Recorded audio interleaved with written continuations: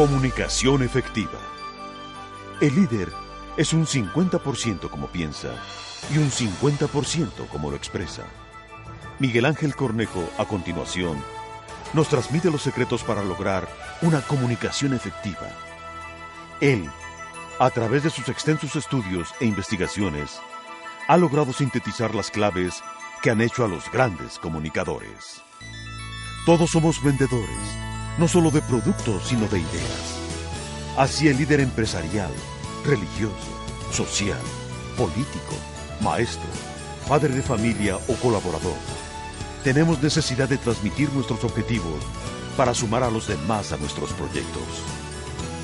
Miguel Ángel Cornejo, por la importancia de los foros en que ha participado a nivel internacional, quien ha dictado conferencias ante auditorios de más de 70,000 personas, quien ha impartido a la fecha más de 3,500 conferencias y quien es considerado el comunicador de habla hispana más escuchado a nivel mundial, es quien nos conduce a continuación en el arte de la comunicación. Con usted, Miguel Ángel Cornejo.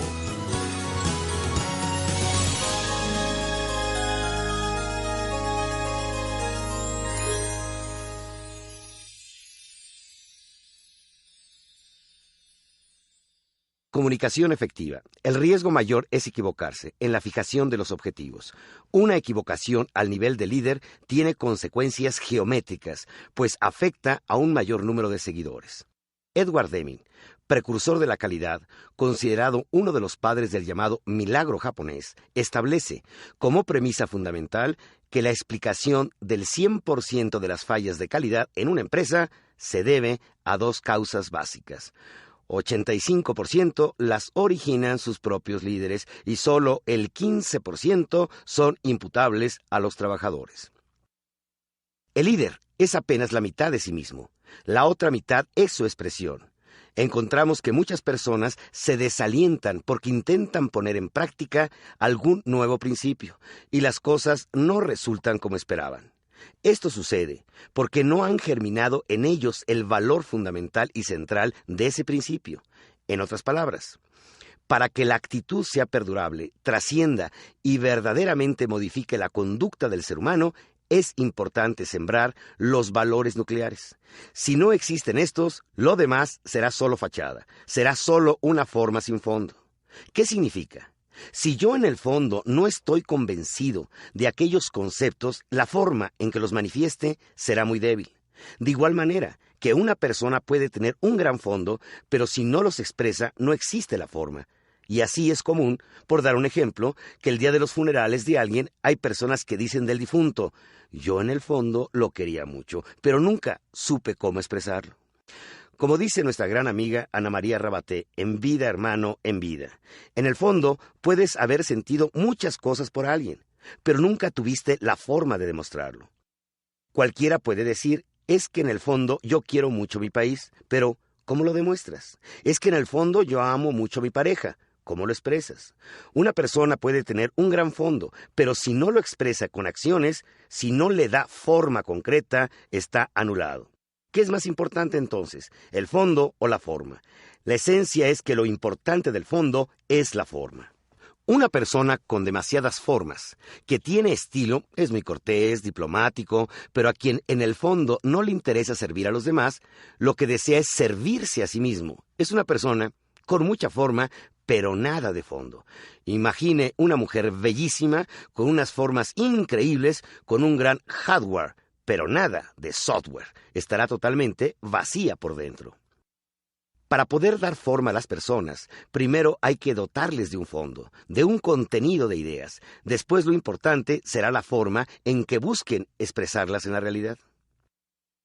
Los líderes deben ser capaces no solo de definir objetivos, además deben saber venderlos, lo que significa lograr que los demás le sigan por el camino que él eligió. Y esto solo lo logrará si él mismo está convencido de las metas señaladas.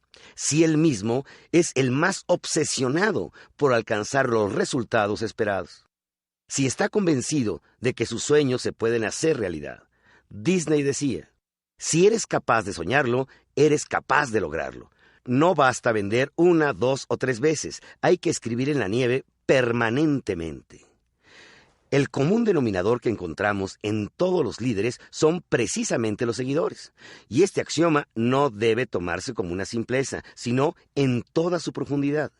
El líder está consciente que la obra la tiene que realizar el seguidor, para lo cual los líderes de excelencia han sabido seducir con sus ideas y su trato a sus colaboradores. Y confirman lo que anotaba Platón: el hombre es un ser espiritual porque lo mueven las ideas. La seducción es atraer, conquistar, convencer, no imponer, ordenar o mandar. La gente sigue al líder hasta el fin cuando realmente está convencida y además debe sentirse animada a colaborar en la obra, sintiéndose orgullosa de su propia participación.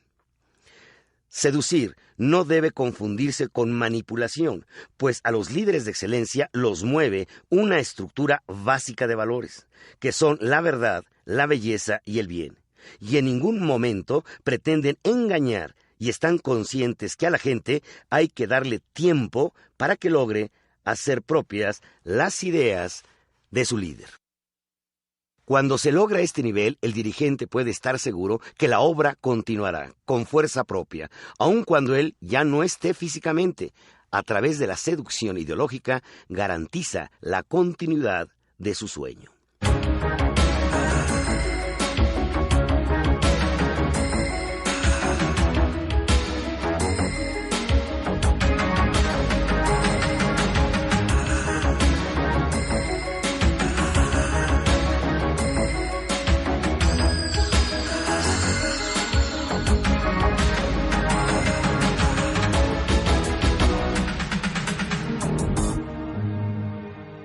No basta pensar bien, hay que saber comunicar la idea. No basta con tener una claridad absoluta de pensamiento. Es indispensable ser un experto en comunicarlo en forma significativa, motivante y que lance a la acción tras los objetivos señalados, logrando el compromiso de aportar el máximo esfuerzo y las mejores potencialidades. Napoleón decía: los seres humanos se controlan a través de su imaginación. Esto es lo que los distingue de los animales. Un soldado no se enfrenta a la muerte para ganar unos cuantos centavos al día o para obtener una miserable orden al mérito. Nadie, sino el hombre que toca los corazones, puede avivar su entusiasmo. Cuando algunos empresarios y directores corporativos me han escuchado hablar sobre los conceptos que forman el liderazgo de excelencia, han exclamado al terminar la presentación: yo quiero ese estilo de dirección para la próxima semana. Como si se tratara de meter a los ejecutivos en un horno de microondas y en 3 minutos obtener un superlíder. El camino es arduo y requiere de un gran deseo de superación. Pericles, el padre del siglo de oro de Atenas, en un discurso que pronunció 430 años antes de Cristo, en un funeral en honor de los soldados muertos durante el primer año de la guerra del Peloponeso, y sabiendo que la supervivencia de Atenas dependía de su habilidad para unificar a los atenienses, estableció lo que debe buscar un líder para amalgamar a sus seguidores en pos de un objetivo. Y decía: primero, un líder debe de determinar qué es lo que hace diferente a una organización. Segundo, debe comunicar en forma efectiva y elocuente esa diferencia a los miembros de la organización, haciéndolos sentir orgullosos. La habilidad de Pericles para identificar y comunicar en forma extraordinaria transformó a los atenienses en un grupo integrado y coherente. Uno de sus biógrafos anota de Pericles: usa sus deseos y temores como sus 2 timones maestros, uno para comprobar en todo momento la confianza de su gente y el otro para levantarla y alentarla cuando está desanimada. Lo que demuestra sin lugar a dudas que el arte de hablar es lo que gobierna el alma del hombre y que su principal trabajo es dirigir los sentimientos y pasiones que son como si fueran las cuerdas y las teclas del alma, pericia y cuidado para tocarlas como se debe. Los líderes que aspiran a la excelencia deben cultivar el arte de la comunicación y, lo más importante, deben estar profundamente convencidos de lo que comunican. Me han preguntado en innumerables ocasiones cómo prepararse para llegar a ser un excelente orador, y siempre he sustentado que lo que verdaderamente convence es la convicción. El secreto del líder es nunca transmitir de lo que él mismo no está plenamente convencido. La fe en nuestras convicciones nos lleva a darle la fuerza que requieren nuestras palabras. La pasión que a nosotros mismos inspira se transmite involuntariamente a los demás. La pasión auténtica no se puede simular. El que escucha fácilmente puede distinguir entre un discurso falso y otro genuino. Tal vez el líder manipulador pueda durante algún tiempo engañar a sus seguidores, pero el tiempo se encarga en desbaratar a los ídolos de barro, pues sus acciones demostrarán en la práctica la autenticidad de su mensaje. El líder, en primer lugar, somete a su propia reflexión las ideas que desea hacer realidad. Se convence a sí mismo, se autovende su proyecto. De ahí parte, de hecho, su convicción, que es la credibilidad que él mismo tiene en sus planes. Una vez fija la idea en su mente, su fe hace pasar a su corazón, y con la templanza que le da se mueve su voluntad, y así, la fuerza de su ideología se transforma en la pasión de sus palabras. Las palabras mueven, el ejemplo arrastra. Y el primer ejemplo que debe mostrar un líder a sus seguidores es la pasión en su mensaje. Su lenguaje verbal y corporal deben reflejar la fuerza y el significado que para él tienen sus propios planteamientos. Y si partimos del principio que las obras no las hacen los líderes, sino los seguidores, el primero tiene la visión, el sueño a realizar, y a través de la colaboración de los demás se convierten en realidad.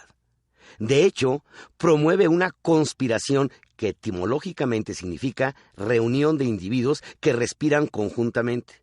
No busca competencia entre sus seguidores, sino cooperación de todos para lograr el ideal. La razón ha rebasado por mucho el mundo de las emociones. El lado izquierdo del cerebro, con su lógica lineal, ha dominado en la práctica al lado derecho del cerebro con sus sueños y absurdos. Y tenemos que restablecer el equilibrio, pues tanto razón como la imaginación han sido los ingredientes básicos que han detonado el progreso, la tecnología y, por supuesto, un anhelo de justicia y plenitud para el ser humano. El líder debe en su mensaje provocar la reflexión, lado izquierdo, sustentar la necesidad de realizar su plan, sensibilizar a su auditorio de la importancia y de la urgencia del mismo. Tiene que partir invariablemente de una realidad y el por qué se tiene esta que modificar, además de aportar la información indispensable que demuestre la viabilidad del proyecto, de que sí se puede lograr. Debe complementar su discurso tocando las partes más sensibles, lado derecho, que produzca el compromiso y la incondicionalidad de sus seguidores.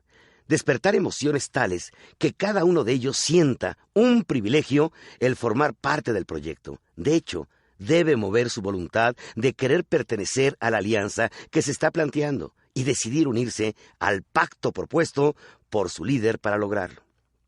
El secreto de los líderes de excelencia en la comunicación es que han descubierto que sus mensajes deben ser auténticos, que ellos son los primeros en estar convencidos de sus ideas, y que éstas deben ser planteadas en tal forma que provoquen la reflexión, el análisis, produzcan compromiso y sentimientos de entusiasmo y optimismo. Envían su mensaje para que envuelvan integralmente a la persona y, lo más importante, que invite a la acción inmediata. El secreto para lograr un discurso de éxito consiste en no olvidar que la convicción convence y que la acción es el aval más sólido de unas palabras. La dedicación de los líderes de todos los tiempos para el logro de sus objetivos es casi obsesiva, pues tienen una clara definición de lo que quieren y a pesar de la turbulencia y los obstáculos mantienen una firme determinación hasta alcanzar sus sueños. La pasión ha sido la fuerza impulsora de las grandes realizaciones y también de las tragedias de la humanidad. Pero la balanza se inclina, por supuesto, a favor del ser humano. Sin ella no habría obras de arte, esculturas, poesía, música, así como los movimientos libertadores que han sido siempre abanderados por un caudillo apasionado. ¿Y qué decir en el campo de las ciencias? Los grandes descubridores fueron movidos por esa fuerza más allá del conocido mundo de la inteligencia intelectual. El líder empresarial sabe que la excelencia requiere, además de capital financiero e intelectual, de una vasta inversión de capital emocional. La pasión nos lanza a la acción. La pasión nos permite superar obstáculos y adversidades. La pasión nos impulsa a intentar lo imposible. El ser humano que no posee ninguna pasión está ya muerto en vida. De hecho, se niega a vivir y se convierte simplemente en un vegetal. Tal vez es posible para algunos encubrir sus pasiones, pero cuando la pasión es por un ideal o un sueño, no se puede disimular. Arrebata el espíritu, lanza a la acción, enfrenta los desafíos. Es más, vence al mismo cansancio físico. Es la causa que nos explica la energía y vitalidad que despliegan los líderes en su obra, que parece ser inagotable. Y no es que no sufran agotamiento, pero es tal la fuerza de la pasión que los mantiene inexplicablemente energetizados. A la pasión hay que alimentarla acrecentando nuestra fe en nuestros sueños, siendo optimistas y confiando que lo lograremos. Un líder diferente. A veces las palabras cobran un significado cuando les damos la entonación y el sentido que deben tener. Por ejemplo, un líder sin vergüenza, que exprese sus ideales y proponga con firmeza, sin temor alguno, su visión y el sueño que desea realizar. Desobediente, que luchando contra el orden anacrónico y las costumbres que degradan y esclavizan, se atreva a instaurar un nuevo orden de valores espirituales. Vago, que se dé tiempo para pensar, para ser creativo, que pueda soñar con los ojos abiertos y pueda dar su tiempo para escuchar y comprender a los demás. Irrespetuoso, que sin temor de quedar mal ante los demás, exprese su verdad y con profunda humildad aprenda con la opinión de los otros cuando está equivocado. Soñador, que deje volar su imaginación y se atreva a intentar lo imposible. Apasionado, que se entregue a vivir sin límites cada hora de su existencia, que viva cada instante como el más importante de su vida y convierta cada fracaso en victoria. Infiel a normas y troquelamientos sociales, que sea capaz de ser fiel consigo mismo y luchar por su propia autenticidad, que sea infiel a las supersticiones y mitos y deposite su fe solamente en Dios. Se necesitan, pues, líderes sinvergüenzas, desobedientes, vagos, irrespetuosos, soñadores e infieles que desafíen al mundo actual para construir un mañana de excelencia. Cuando uno se arriesga por primera vez a realizar algún cambio o a emprender una nueva actividad, hay que estar conscientes que ello implica siempre un riesgo. Uno de los equilibristas más famosos, Karl Wallenda, decía: vivir es existir en la cuerda floja, todo lo demás es espera. Para aprender a caminar solamente hay una forma: intentarlo. El líder debe entender que cada fracaso le acarrea sabiduría en la medida en que podamos asimilarlo a nuestra propia experiencia, identificando las acciones equivocadas en que incurrimos y, por lo tanto, el siguiente intento tendrá más posibilidades de éxito. El líder tiene la cualidad de convertir las derrotas en victorias. El desafío hace al líder, y no cabe desafío sin riesgo al fracaso. Lo importante es intentarlo tantas veces como sea necesario, hasta alcanzar el éxito. El mundo avanza gracias a los valerosos optimistas. Imagine cuántos intentos se realizaron para crear un foco, para que el hombre volara, para llegar a la luna. Gracias a quienes lo intentaron, la humanidad ha evolucionado. En cambio, los lógicos y los prudentes se hubieran dado por vencidos al primer intento, sin lograr absolutamente nada. El líder de excelencia, como el acero, se templa a altas temperaturas. El fracaso es la forja, y nuestra voluntad hacia el éxito debe ser inflexible. La lucha de Gandhi no duró lo que la película de su vida, 3 horas, ni fue galardonada con 7 Óscares, duró 40 años llenos de fracasos, de constancia y tenacidad, hasta que la estrella de la libertad brilló en la India.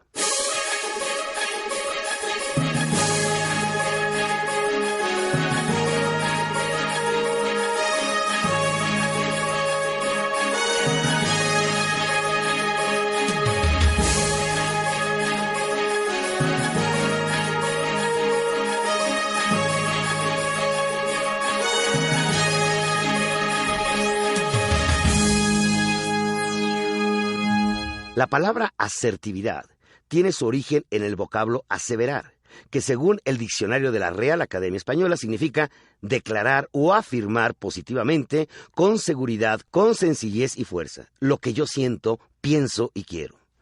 Por lo que la conducta asertiva consiste básicamente en la expresión adecuada de cualquier emoción que no sea la ansiedad hacia otras personas, convirtiéndose así en el arte de relacionarse con los demás para lograr alcanzar la intimidad. El líder de excelencia encuentra en esta técnica la fórmula para ser agresivo sin ofender, ya que siempre reconocerá la capacidad del otro, aceptando o no sus emociones. Pero el objetivo no consiste en convencer al otro, sino poder externar abiertamente lo que sentimos. ¿Cuántas veces salimos frustrados de una reunión o de alguna entrevista reprochándonos el no haber dicho lo que sentíamos? Y esto nos lleva a una devaluación de nuestra autoestima. La aserción nos lleva a aumentar nuestro autorrespeto, pues nos permite afirmar constantemente nuestra personalidad. A continuación, reflexiones sobre la siguiente anécdota. Finalmente me decidí. Fui a ver al líder máximo del sindicato para decirle la oportunidad de lanzarme para diputado en las próximas elecciones y a solicitarle, por supuesto, su apoyo. De lograrlo, seguramente obtendría fácilmente el triunfo por la cantidad de afiliados que poseía la organización. Su despacho por sí solo imponía respeto, y el legendario y poderoso líder me hacía temblar de la cabeza a los pies. Pero estaba decidido y sin pensarlo dos veces, le pedí una audiencia. Para mi sorpresa, de inmediato me la concedió. «Pasa», me dijo amablemente, «¿qué se te ofrece?» «Señor», empecé tartamudeando, «me gustaría solicitar su apoyo para ver la posibilidad de lanzar mi candidatura para diputado, desde luego, con el apoyo de nuestro querido sindicato». Su respuesta me dejó de una pieza. «Desde luego, creo que eres un excelente líder y nos representarías dignamente en el Congreso de la Nación». Efusivamente me dio la mano, me dictó algunas instrucciones para prepararme de inmediato y ya en la puerta me atreví a preguntarle algo que me inquietaba. «Señor, disculpe mi pregunta, ¿por qué después de 25 años que llevo militando en el sindicato, hasta ahora se me da esta extraordinaria oportunidad?» «Por una razón muy sencilla. Nunca lo había solicitado. No conocía tus intenciones. Además, recuerda, soy líder, no adivino. Y ten presente el refrán popular, quien no habla, Dios no lo oye». Y aquí concluye esta anécdota de este hombre que finalmente se atrevió. Niveles de comunicación, capacidad de solicitud. Existen las personas que se pasan toda su vida esperando a que las cosas sucedan y nunca hacen nada por alcanzar lo que desean. El mediocre espera todo en la vida, pero no lucha por nada. Y si no se da, dice, ni modo. Esta es una frase predilecta. Es la chica que espera hasta la ancianidad a que se le declaren. El empleado que espera pacientemente el aumento de sueldo. La señora que espera que el marido mejore su conducta, etcétera, etcétera, etcétera. El líder de excelencia tiene una orientación positiva en la vida.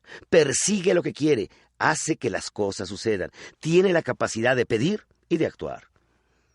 Es cuando logramos comunicar abiertamente nuestras emociones sin ofender a los demás. Está internamente relacionado con nuestra capacidad de solicitud. ¿Cuántas veces hemos dejado de solicitar algo por temor a que nos lo nieguen? La persona asertiva lo intenta siempre, con la certeza de que de no hacerlo, se cierra una opción más de lograr lo que anhela. ¿Para qué pedírselo? Seguramente me lo negará. Es la premisa básica del no asertivo a la inacción. Por lo tanto, no lo intenta. Capacidad de decir no. El líder asertivo reconoce de antemano que la otra persona siempre tendrá el derecho de negarse a su petición, pero lo intenta con sinceridad y franqueza. Si no logra lo que pidió, no por ello se siente ofendido. De igual manera, en este nivel se considera el derecho propio de decir no cuando el otro quiere que usted diga sí. Es frecuente entre las personas no asertivas aceptar compromisos o prometer cosas que saben de antemano que no podrán cumplir, pero les da pena decir la verdad o les da miedo negarse, como el mecánico que promete una compostura o el amigo que no niega un préstamo a pesar de carecer de recursos suficientes. La clave de la comunicación asertiva consiste en decir lo que sentimos, aunque cuidando siempre de no humillar o insultar al otro. Hay que diferenciar en forma muy clara entre ser asertivo y ser cínico. Por ejemplo, alguien puede decirle a su pareja: estás tan gordo como un elefante. Y agregar: te lo digo porque soy muy asertivo. Eso no es ser asertivo, eso es ser un patán. La comunicación asertiva debe ser cuidadosa y respetuosa, evitando responsabilizar a los demás de lo que uno siente y cuidado de no humillarlos. A través de los niveles anteriores podemos llegar al pináculo de la asertividad, la intimidad. Seguramente usted ha vivido la experiencia de haber conocido a una persona y a las pocas horas de conversación sentir como si fueran amigos de muchos, muchos años. Sentir su confianza, su aceptación incondicional y sobre todo su sinceridad. Pues externa y podemos a nuestra vez externar lo que ambos sentimos, pensamos y sin rebuscamientos ni actuaciones manipuladoras. El líder de excelencia asertivo logra la intimidad tanto con sus colaboradores en el trabajo, como con su pareja e hijos en la familia, sus amigos y sobre todo con él mismo, pues tiene la capacidad de sincerarse y conciliarse con su propio yo. La soledad.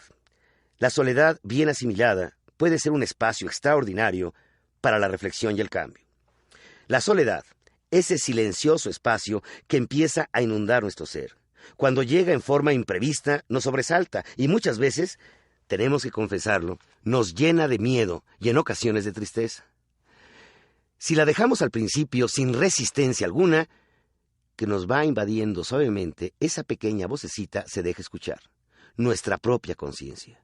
Conforme el tiempo transcurre, empieza más fuerte a cuestionarnos. En algún momento se convierte en grito y reclamo, y llamando en su ayuda, con estos principios y valores, nos empieza a guiar. Con la fe y fuerza que dan sentir la presencia cercana de Dios, empieza uno humildemente a asimilar los errores que nos proponemos no volver a cometer, y con positivismo aprendemos también de nuestros triunfos y empezamos nuevamente a construir. La sonrisa se asoma a nuestros labios, impulsado por la alegría que surge de nuestro interior, y mirando el firmamento, podemos depositar todo nuestro ser en las manos de Dios y resurgir como gigantes dispuestos a alcanzar las estrellas con las que soñamos. Gracias a la soledad, porque nos ha conducido nuevamente a la superación.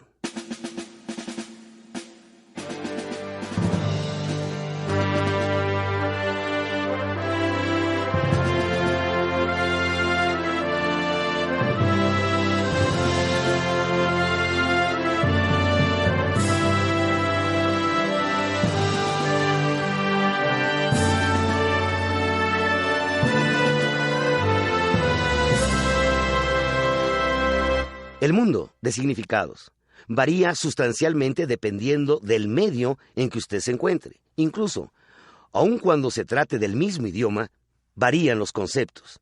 En Argentina que en Guatemala, en Inglaterra que de Estados Unidos, de ingenieros a sociólogos, entre los distintos niveles jerárquicos de una empresa, incluso entre personas de barrios ubicados en una misma ciudad como Nueva York.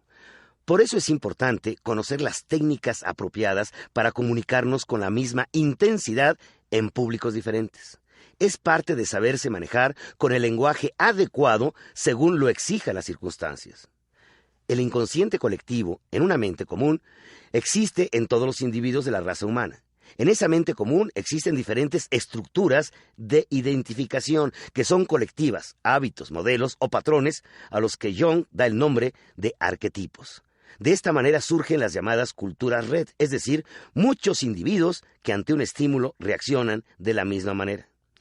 De esta manera, Carl Jung establece y desarrolla la teoría de que el ser humano puede formar inconscientes colectivos. Derivado de estas primeras interpretaciones de la teoría del inconsciente colectivo, surge el establecimiento de la presunción entre todos los individuos humanos hay patrones comunes o lazos de unión.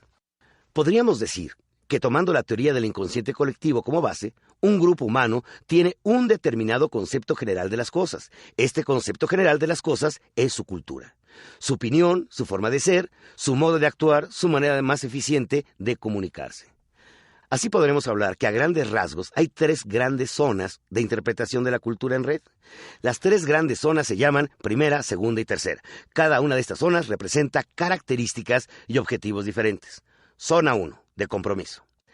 La energía de la primera zona es lineal. Esto significa que ocupa el menor espacio entre 2 puntos, lo cual a su vez significa que las personas que están inspiradas por esta zona de energía mental son muy concretas. Atacan directamente los problemas y los resuelven de manera directa. Enfrentan las situaciones y no se andan por las ramas, ven sus objetivos claramente y tratan de esta manera de obtener resultados inmediatos. Las personas de primera zona utilizan el tiempo de la manera más práctica. Son personas que normalmente buscan una cultura de resultados. Cada vez que emprenden algo, tratan de terminarlo lo más rápido que sea posible, obteniendo el mayor beneficio. Utilizan la ecuación costo-beneficio como base fundamental de sus relaciones humanas. Zona 2, de corazón. Las personas que se ven influidas por la energía de segunda zona y cuyo inconsciente colectivo es de segunda zona, son personas que normalmente no tienen objetivos claros. Viven sin pensar en un planteamiento concreto de cómo obtener objetivos y metas. Su propósito en sí es vivir. No se plantean procesos, es decir, no tienen objetivos o metas claras, sino que simplemente, de manera bohemia, van viviendo, van haciendo las cosas sin un plan previo, las van haciendo conforme se van presentando las situaciones. Normalmente, este tipo de personas actúan en forma circular, es decir, se van por las ramas dándole vueltas y vueltas a las cosas. Pierden la concentración en sus objetivos fácilmente. Hablan de todo, sirven para las relaciones públicas, actúan siempre de modo indirecto, dan vueltas alrededor de los objetivos, pero pocas veces concretan o terminan algo. Su dificultad para terminar las cosas las hace poco aptas para desempeño, ejecutivos o cargos empresariales. Son muy sentimentales, emocionales y generalmente bondadosas. Zona 3, de reflexión. Estas personas ni son impulsivas ni son emocionales. Generalmente son observadoras. Son personas que proceden siempre mentalmente antes de actuar. Su mente es primero. Tienen un gran poder de concentración y son analíticas, lógicas, orgánicas.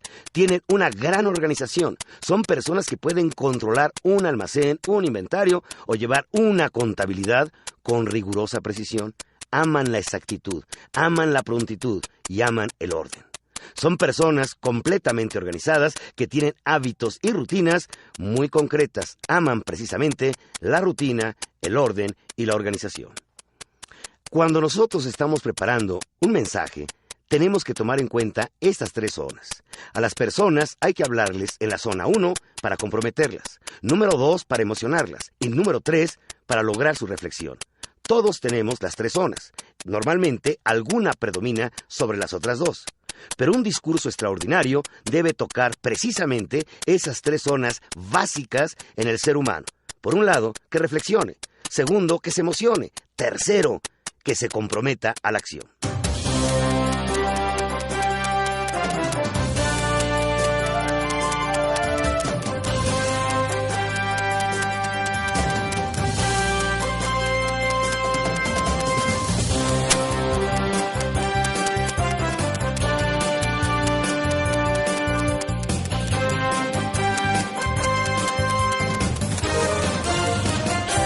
No hay que confundir las acciones de un líder con la importancia de su presencia personal.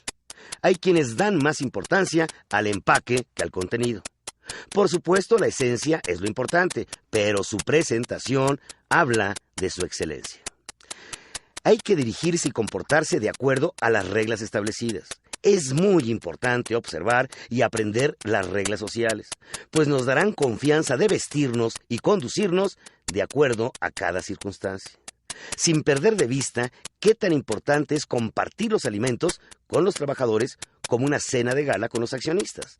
Ser uno más en cualquier nivel, que nuestra actitud de presencia sea la adecuada, nos dará confianza para interactuar correctamente. Tener la cualidad del camaleón socialmente es vital para tener éxito. Castiglioni era más que un Miss Modales. Renacentista, fue el autor de la obra El cortesano, publicada en 1528, en la que hablaba de la importancia de los modales para tener éxito en las cortes de aquellos tiempos. William Shakespeare nos da un consejo muy acertado en su obra Hamlet.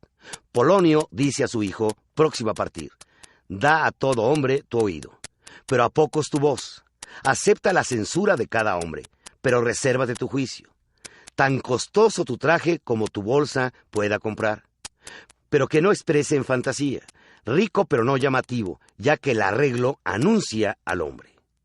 En la actualidad hay que tener la presencia, el lenguaje y los modales adecuados en las cortes de los negocios y las relaciones sociales de hoy, para poder aspirar al éxito en cualquiera de nuestros roles de vida. Y le voy a narrar la siguiente metáfora. El salón estaba muy concurrido. Unos 200 sacerdotes católicos, apostólicos y romanos se habían dado cita para escuchar a un experto internacional en materia de liderazgo. Una vez hechas las protocolarias presentaciones y de dar lectura al extenso currículum del experto, este empezó su disertación con el siguiente planteamiento. Es incuestionable que al tratar el tema de liderazgo se aborde al personaje de mayor resonancia tenido a través de los años a nivel mundial: Jesucristo. Quiero aclarar que no soy teólogo y solamente como estudioso del tema, desde hace 30 años, me gustaría preguntarles, ¿qué hizo este líder tan importante para partir la historia en dos? ¿En qué momento se decidió que con su existencia se entraba a una nueva era en la humanidad? ¿Por qué fue precisamente la fecha de su nacimiento la nueva marca histórica? Para simplificarles el esquema a discutir, ¿me podrían ustedes decir en qué momento de su existencia hace su ingreso definitivo en la historia universal? Se organizaron grupos de trabajo y se llegaron a múltiples conclusiones. Unos opinaban que era debido a sus milagros, otro al contenido de su mensaje. Y así se hizo una larga lista de acontecimientos sin que opinión del experto era la respuesta adecuada que justificara su poder trascendente. Argumentaba que en el mismo tiempo y espacio habían surgido múltiples líderes, pero no debían olvidar que Israel era una tierra invadida, y muchos anhelaban su liberación, así como la aparición de profetas que se decían a sí mismos como los elegidos de Dios, y se les atribuían poderes sobrenaturales. La discusión se alargó durante dos largas horas, y finalmente el experto explicó. Fue un líder que creó una contracultura. Fue en contra de la costumbre y fue tan poderosa su corriente filosófica que logró fracturar la historia. Se señaló su fecha de nacimiento como el inicio de una nueva era para la humanidad. Su planteamiento tal vez ahora nos parezca sencillo, pero en su tiempo fue un auténtico cisma que sacudió desde sus cimientos a las sólidas estructuras de la religión. Si no hubiera sido así, no tendría la importancia que la historia le confiere. Y aun cuando muchos nieguen su existencia, tienen que respetar y seguir el calendario universal marcado por su existencia. Fue contra el paradigma de ojo por ojo y diente por diente. La era de la venganza recíproca llegaba con su nuevo mensaje al final. Su propuesta era una sola, estableciendo como verdad fundamental el amor. Y en lugar de buscar el odio y el rencor, lo sustituyeran con un valor superior que es el perdón, estableciendo una óptica diferente para el comportamiento de los seres humanos. En la medida que perdonas, amas. Camino único para llegar a la plenitud. Como líder, su militancia duró solamente 3 años, tiempo suficiente para que su verdad se solidificara y expandiera, lo cual confirma que basta que un solo ser vea la verdad para que ésta termine imponiéndose al resto de la humanidad. Fue tan poderosa su propuesta que sus enemigos naturales veían la inminente división de sus seguidores, por lo que lo sometieron a la prueba final, que muchas veces tienen que pasar los líderes para comprobar la autenticidad de su mensaje, que es precisamente la prueba de la coherencia. Y como para este líder todo se podía perdonar, le llevaron al extremo del sufrimiento físico, con la esperanza de que no pudiera cumplir con su palabra. Juzgado, humillado, escupido, arrastrado, lacerado y finalmente clavado en un madero, y el momento culminante había llegado. Sus enemigos esperaban impacientemente que ante tal martirio traicionara su propio mensaje. Cuando pronuncia las palabras, «Perdónalo, Señor, no saben lo que hacen», su mensaje se solidifica con el ejemplo, las palabras y los hechos. Se fundían al unísono y la historia dio paso a una nueva era. Si en ese momento, en lugar de perdonar, los hubiera amenazado con la venganza que les tenía preparada en el más allá, su testimonio se hubiera desmoronado. O si se hubiera retractado de sus palabras y hubiera suplicado detuvieran su martirio, el resultado hubiera sido similar. En cambio, se sostuvo hasta el final, dando congruencia y sentido a su mensaje, ofreciendo su propia vida. Reflexione. ¿Qué sería usted capaz de hacer por defender sus convicciones? ¿Su actuar es coherente con sus palabras? ¿Se atrevería a plantear ideas que rompan con lo establecido? ¿En qué momento de su vida cree que ha sido incongruente? ¿Por qué? Los líderes que han trascendido llevan como sello distintivo el crear nuevos paradigmas. Desafían las costumbres y se atreven a plantear enfoques totalmente diferentes para enfrentar los problemas. Y lo más importante, viven de acuerdo a sus convicciones, como lo planteaba Mahatma Gandhi. Debemos ser la expresión de nuestra proposición. Y si alguna vez fueron incongruentes es porque está implícito en la propia naturaleza humana la debilidad. Pero de inmediato reanudaban la lucha con ellos mismos para lograr la plena coherencia. Es válido cambiar de convicciones, pero tal vez vivimos de acuerdo a modelos equivocados. Una vez que experimentamos la verdad en nosotros mismos, nos atrevemos a contradecirnos. Y hay quien nos critica. Tú nunca habías pensado así. Y le quiero asegurar que cuando descubrimos un bien superior, es preferible contradecirse que petrificarse.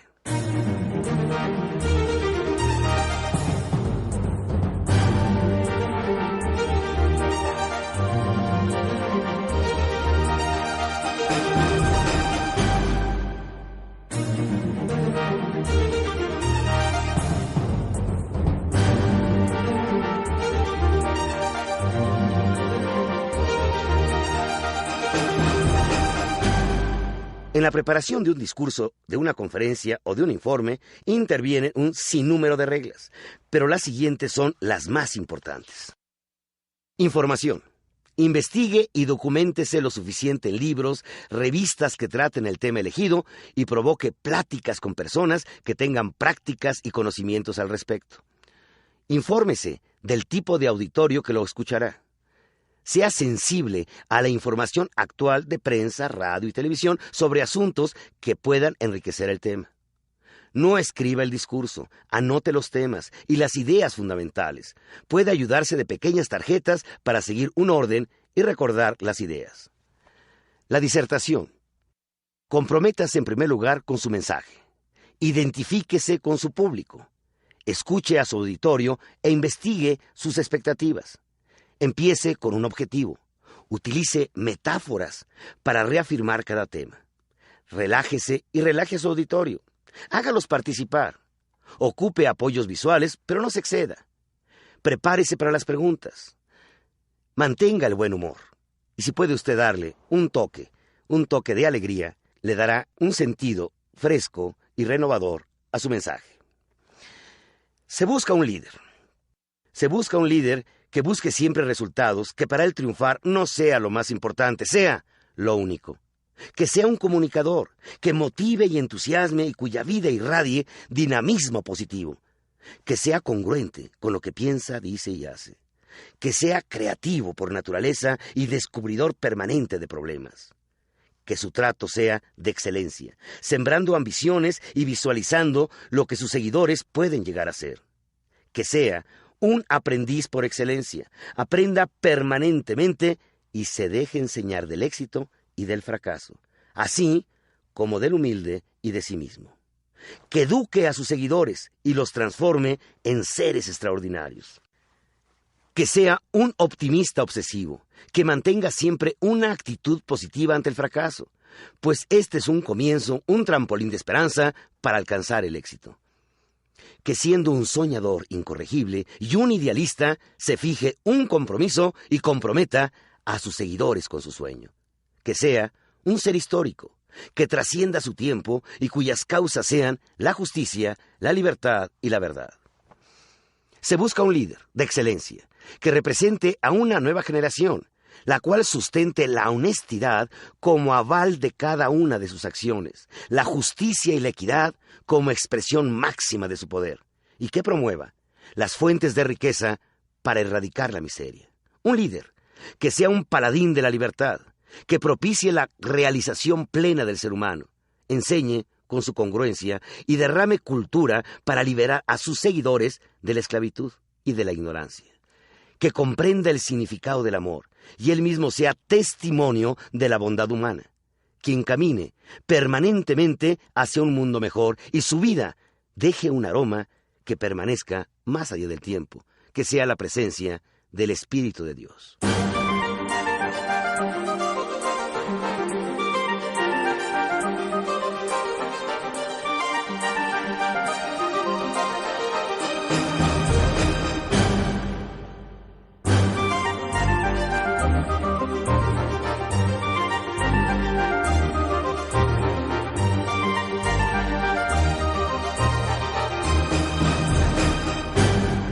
¿Cómo se aprende a caminar?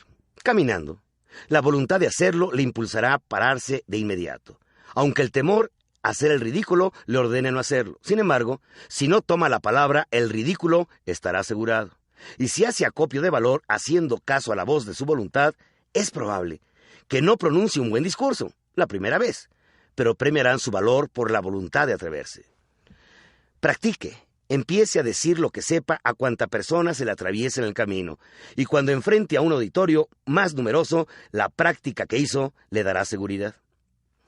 Para terminar su plática, haga un resumen y aluda al objetivo inicialmente planteado. Provoque la retroalimentación del auditorio haciéndoles preguntas directas o utilizando algún otro sistema y provea de refuerzos positivos. No solo de pan vive el hombre. Además, necesita caricias, cuidados y atención. Los líderes que han construido han comprendido que cada uno de sus colaboradores, los que hacen realidad su sueño, requieren de reconocimiento, salario psicológico y espiritual que todos los seres humanos necesitamos. En el mundo corporativo de la excelencia, el reconocimiento es una herramienta vital para impulsar la innovación y el progreso. Su aplicación en todos los roles, familiar, social, matrimonial, deportivo, educativo o filantrópico, se hace fundamental. Su práctica cotidiana, sincera, abundante y transparente, para lograr la actitud deseada de cada uno de sus integrantes. Una de las principales características de los líderes extraordinarios es que son forjadores de campeones y crean para ellos momentos espectaculares. Y para esto, le voy a narrar la siguiente metáfora. Una persona decía, mi madre es como un sol. En las mañanas siempre me recibe con una hermosísima sonrisa que nos ilumina el día. Es de esos seres extraños que parece que vive dentro de ella una estrella. Siempre la veo optimista y alegre, sin responder a razón alguna. Hay seres que traen música por dentro y todo lo convierten en un canto de alegría.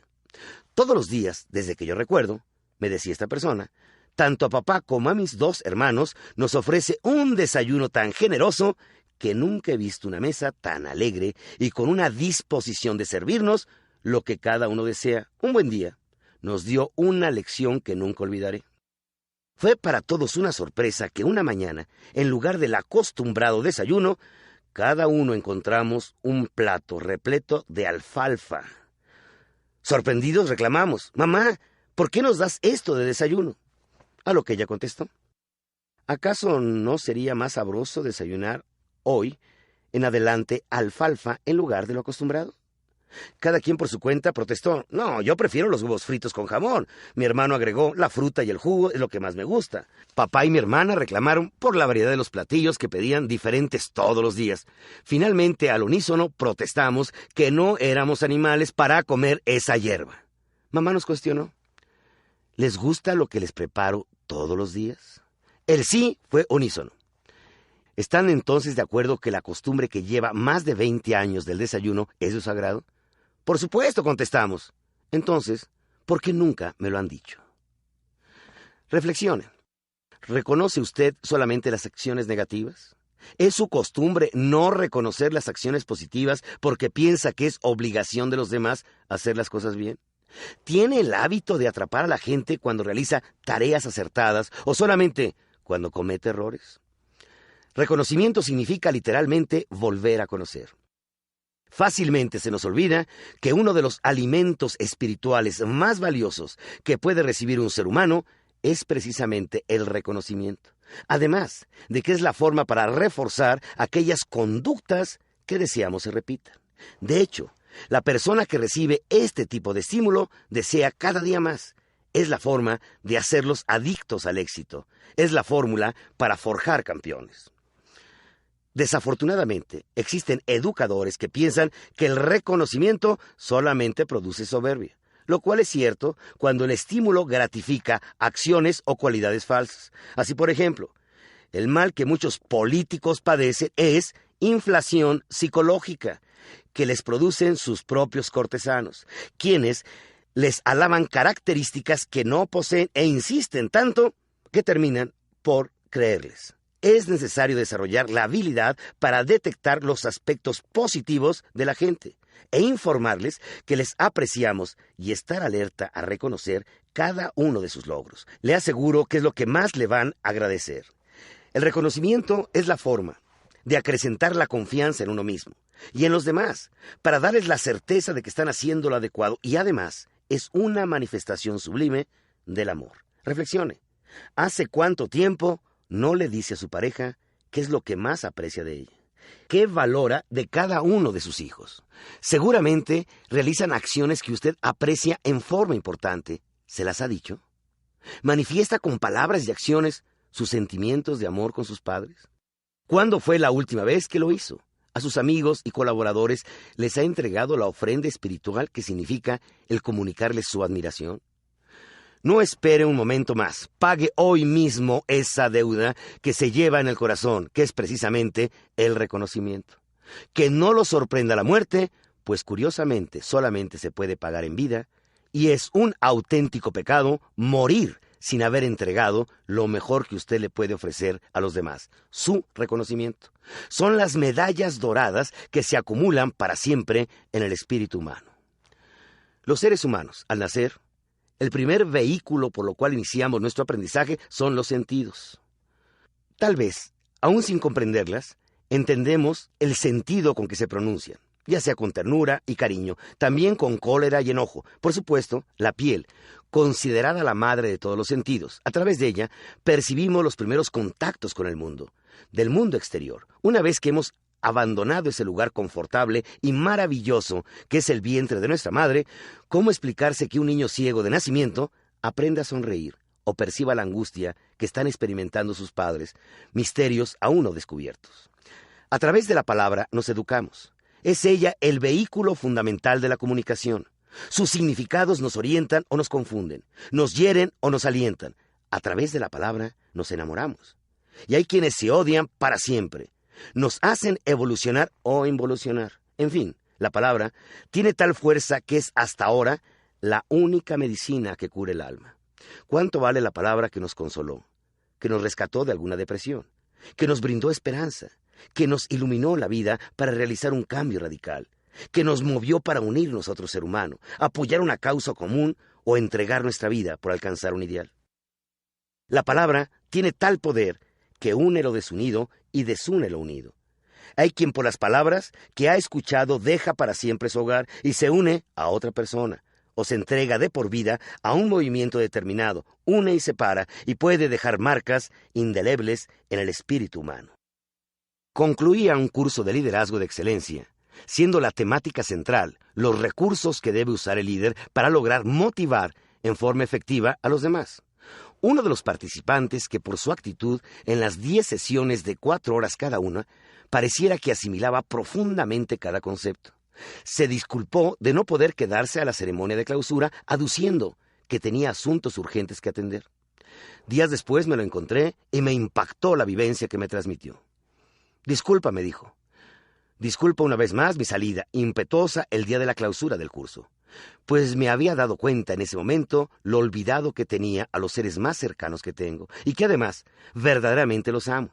Pero como tú decías en la clase, las personas que hacen la calidad todos los días en la empresa, así como aquellos que son parte de nuestra cotidianidad, como lo es nuestra propia familia, es a la gente que menos tomamos en cuenta.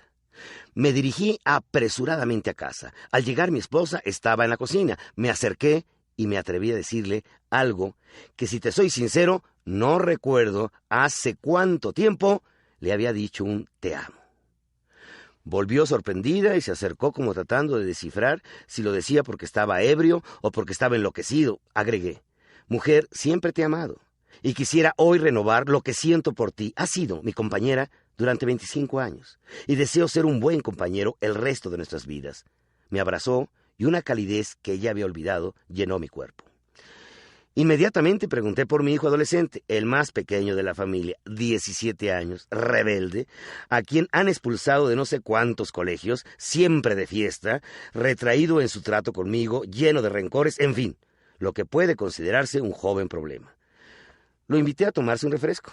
Me senté a escuchar música en su cuarto. Me hice el firme propósito de no sermonearlo y empecé interesándome por sus cuadros, los pósters de artistas que cubrían las paredes, y poco a poco empezó él a platicar de sus cosas. Conversamos durante más de 4 horas. Ya en la madrugada me levanté para irme a dormir y en la puerta me volví. Lo abracé y me salió de lo más profundo de mi ser: te amo, hijo mío, y lo besé. Te confieso que nunca había visto llorar a un ser humano como lo hizo. No sé cuánto tiempo pasó. Finalmente, buscó entre sus bolsillos, me entregó un sobre, lo abrí y sorprendido contemplé más de 20 pastillas. Intrigado pregunté: ¿qué es esto? ¿Acaso droga? Papá, me contestó, ya no las necesito. Hoy pensaba suicidarme. Gracias por decirme que me amas. Reflexione. ¿Cuánto tiempo ha transcurrido de la última vez que pronunció un te amo? ¿Intenta comprender más allá de las palabras? ¿Escucha las emociones? ¿Se podría comprometer consigo mismo a escuchar? Siempre tenemos tantas cosas que decir, pocas veces para escuchar y más pocas aún para comprender. No apreciamos en toda su dimensión el poder de la palabra sincera. Cuando nos atrevemos a decir te amo, cuando logramos tener la paciencia para escuchar y, lo más importante, entender el mundo de significados de los demás. El personaje central de esta metáfora estuvo a punto de perder a su propio hijo y tal vez, de haber sucedido, él nunca sabría cuán cerca estuvo de evitarlo. Seguramente habría culpado a los malos amigos, a la propia desubicación del joven o alguna otra nefasta influencia, cuando en realidad lo que necesitaba era comprensión y sentirse amado. No deje pasar la oportunidad de hoy, que hoy la vida le está brindando. Atrévase a decir te amo. Posiblemente en esta frase usted descubra muchas respuestas. En resumen, el líder como comunicador, recuerde, 50% es lo que usted siente y 50% es la forma en que lo expresa. ¿Cómo tener una comunicación de excelencia? Número 1, con convicción. Jamás transmita algo de lo cual no esté convencido. Sea usted asertivo. Comuníquese abiertamente, que no le dé pena decir sus ideas. Acuérdese de las zonas. Un buen discurso debe llegar a la razón, al corazón y, por supuesto, al compromiso. Recuerde, el 52% de una presentación es su presencia. Preséntese lo mejor que pueda. Prepárese antes de cada comunicación. Haga una práctica permanente y, lo más importante, sea usted honesto, auténtico y entregue su corazón en cada discurso que usted pronuncie. Que sea su palabra la expresión de todo el bagaje maravilloso que contiene